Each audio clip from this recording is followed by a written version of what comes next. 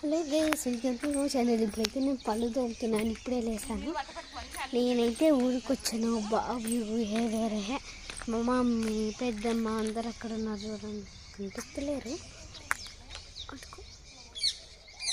వాళ్ళు వెళ్తే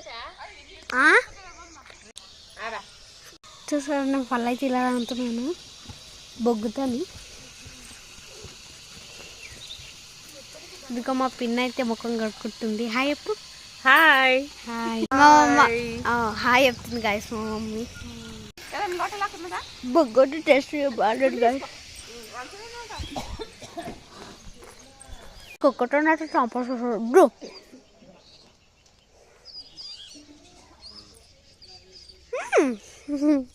ముడు ఉండగా చిన్న కుక్క కూడా.